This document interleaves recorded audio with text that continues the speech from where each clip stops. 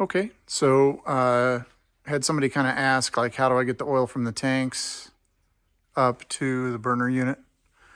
So basically what I have is I have a dryer. So this is a 3-stage dryer.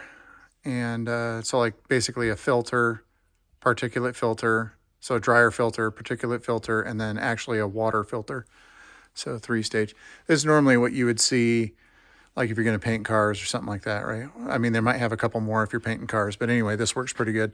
So feeding that through my normal air line, and then went ahead and did some crimp fittings to this unit right here.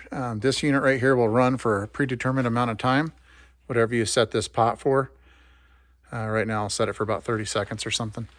And it opens a solenoid valve inside here, and then that goes to another valve that's right here, and this is a float valve. So when this tank fills up, actually it's going to be about 7 inches from the top. So when it does fill up or whatever, it actually shuts a pneumatic valve off right here. So, and then from there, it goes up to the pump.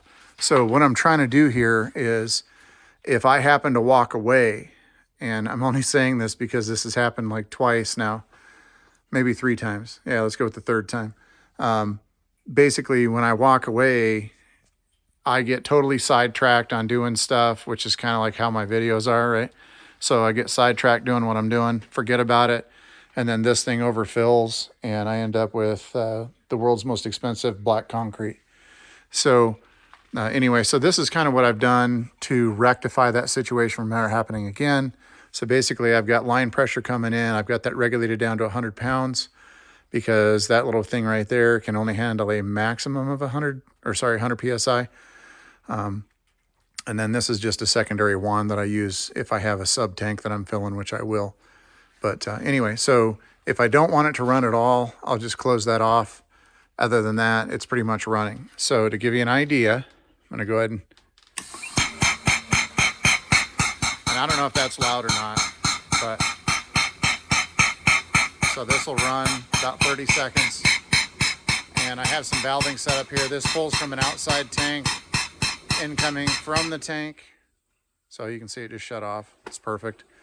This right here is coming from the tank here.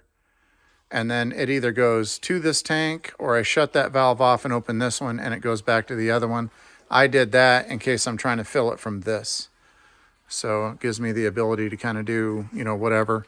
And then these are wrapped, but these are actually flexible lines so that when the pump is pulsating and stuff, it's got a little bit of flexibility on these lines here. So pretty neat. It's an easy way to fill this. It's not a cheap way to fill it. It's just an easy way to fill it and not overfill the tank like ever, because basically I can turn the air on here and then there's a predetermined amount of time, which is like 15 minutes, and then it shuts off.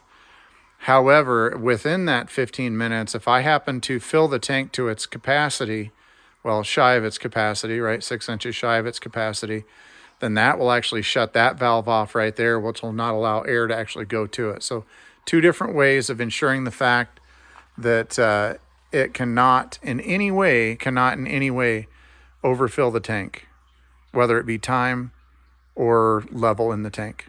So pretty cool. All right, well, you guys have an awesome day, and talk to you again later.